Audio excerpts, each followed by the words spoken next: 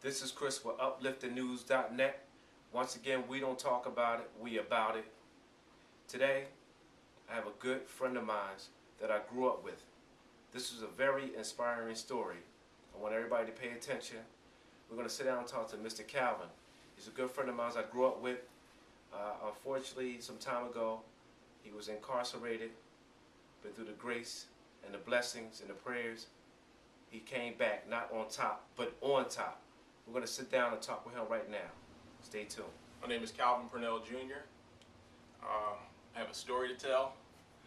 Crazy situation happened to me. Well, I happened to it, I should say.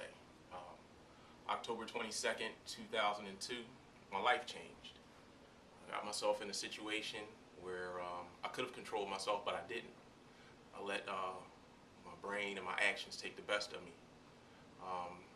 I won't go into too many details about the situation, but needless to say, I was incarcerated. I got locked up that day, and it had a lot to do with firearms. You know, firearms, they're okay to have, but it's not for everybody, and you have to be in control of yourself at all times. So the story I tell is pretty emotional, and it also is uplifting. So just sit back and listen. On that day, like I said, my life changed. I was incarcerated and spent some time in jail. I was charged with aggravated assault, so now I have a felony. And it's been a little over 8 years now since that situation has happened. And I was a pretty good dude before that situation happened. I had a good career. It was in information technology, and I got myself in a situation where I felt like I needed firearms, and when I got my first gun, I got comfortable with it, and I wanted something bigger, so I went out and bought another gun, and I bought another gun, and got comfortable with those firearms, and put myself in a situation that nobody should put themselves in, and again, needless to say, police came to my house and they locked me up, and I spent the night in jail, and I went in front of a judge the next day, and he trying to find out what my bail was, and he hit me with $1 million cash bail. When that came out of his mouth, I almost passed out. So I came from out of that courtroom, and I saw my dad standing out there, and he asked, was I okay? Only thing I could do is just shake my head, put my head down, and I just walked away with the handcuffs on me. And from that point, I was transferred to county jail, which wasn't fun. I spent 10 days in solitary. You're by yourself, so you're in a situation where you're down for 23 and a half hours, out for a half an hour. And it's nothing that you can do. Only thing you can do is just sit there and deal with yourself. Think about what you did. Think about your family. Think about how your life is going to change from that point forward. And honestly, mine did. I spent 10 days in jail. Lucky for me, when I had to go to come back to the township where I committed the crime, the judge and the lieutenant of the police department, he saw that, he said, oh, this, he seems like he's an alright dude. Don't seem like he's been in any trouble before.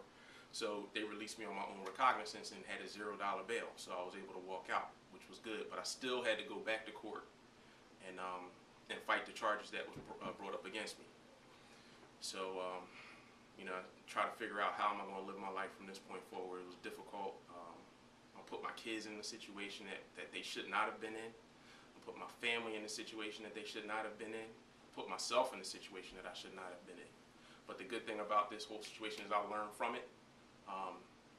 And I'm continuing to learn from it, because every day, from the time that I wake up every morning, I look in the mirror, I relive that day, October 22nd, 2002, over and over again. Every day that I wake up, I look in the mirror and I relive that moment. So that, to me, is my reminder on what not to do. So that way I can keep control of myself and make sure I make better decisions. So January 14th, 2003 is when I was convicted of a felony on it was a second-degree aggravated assault charge, and we dropped.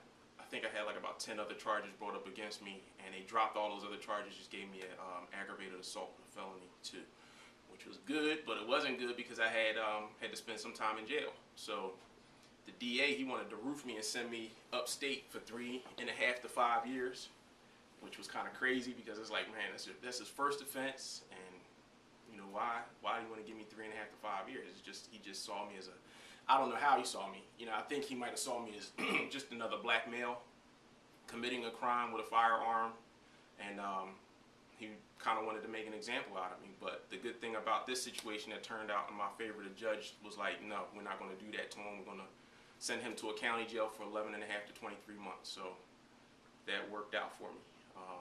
And lucky for me, you know, I was able to get work release, and I was able to finish my time on work release. So during that process, I had nothing but myself.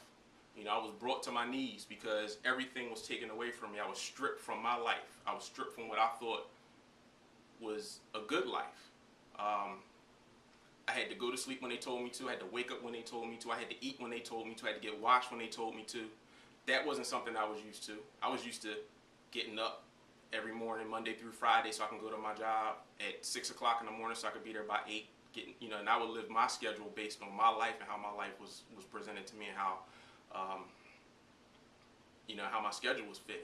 So to go from freedom to being told what to do is crazy. You know, it's not a situation that you should that you should want yourself to be in. So, you know, I did my time. I did it on work release, and I fought it for a good amount of time that I was there, because, you know, some things happened while I was incarcerated, where the work release counselor didn't want to give me work release. So I was writing letters to the judge every week. I mailed a letter. I had it faxed to him, so he was getting it twice. He was getting it from my mail, and he was getting it from a fax. And then I fired the attorney that I had, hired a new one, so I can go back and fight the charges again, and you know, at least so I can go out and get work release, because I had a car that I had to pay for, I had a house that I had to pay for, I had kids that I had to support. You know, how can you do that if they're not giving you what you're supposed to get? You know, you're supposed to go out on work release, and the counselor wants to be a you-know-what about it, and does what he wants to do. So needless to say, went back and forth to court a few times, got work release, and still wrote the judge some letters telling him how I was reduced from making, let's see, back then it was 2003, I was making a little over $50,000 a year. So, and I was 26. So being 26 years old, making a little bit over $50,000 a year on a legit job in your career, that's pretty good. And, you know, I'm writing a letter to the judge telling him how I was reduced from not being able to go to my regular job that I had, that the judge told me I could go to having to work in a meat factory making like minimum wage, which was crazy. And I didn't see any of that money when it came in. You know, part of it was going to the jail because I had to pay my fees. Other part of that was going to child support. And I think I might have been left with like maybe $50 left out of a check every time I got paid. You know, and that's no way to live.